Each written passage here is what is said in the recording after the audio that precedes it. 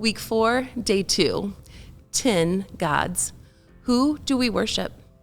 Please take some time and read in your Bibles Exodus 20, 3 through 6, Psalm 95, 6, Luke 4 through 8, Romans 14, 11, Galatians 4, 8 through 9, and 1 John 5, 21.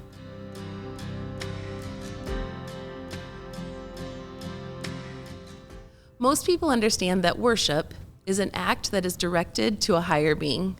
The Bible is clear that as Christians, our worship is to be reserved for God alone. In Psalms 95, 6, Luke 4, 8, and Romans 14, 11. On the surface, the command to worship God alone and have no other gods before him, as in Exodus 23 through 6 and 1 John 5, 21, appears to be a simple command to keep. After all, our churches aren't really full of golden calves. We learned earlier this week that worship is to value and treasure God above everything else. I like the Message's version of Galatians 4, 8 through 9.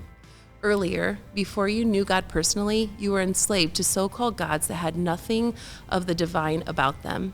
But now that you know the real God, or rather, since God knows you, how can you possibly subject yourselves again to those 10 gods? These words convict me to consider who or what am I enslaved to and ask myself, do I worship 10 gods? While we are all in different points in our faith journeys, true Christians, as explained by Paul, the author of Galatians, know God personally. These verses articulate that we were enslaved before we knew God. They're all past tense. But now we are no longer enslaved to anything. Even the old habits are hard to break. Paul then asks a powerful question. Now that we know God and God knows us, how can we possibly subject ourselves again to those 10 gods? The question implies that we must take ownership of what we choose to enslave ourselves to. People generally spend the majority of their time with the people and things they value the most.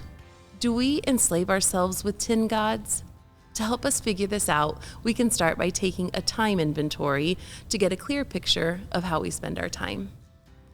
Do we make spending time with God and pursuing Him a priority? Personally, I wonder, do I crave spending time with Him like I crave chocolate? Do I look forward to worshiping the Lord as I look forward to spending time with my husband? Do I read and research and pore through commentaries to grow in my relationship with Christ like I do to grow as a gardener?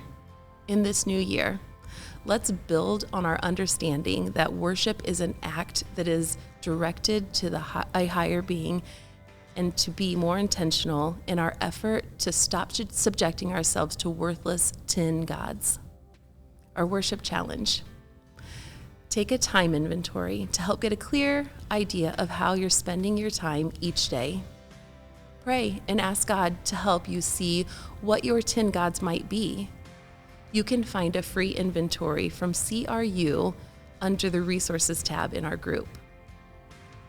There are also several free time tracking apps if you prefer to track your time digitally.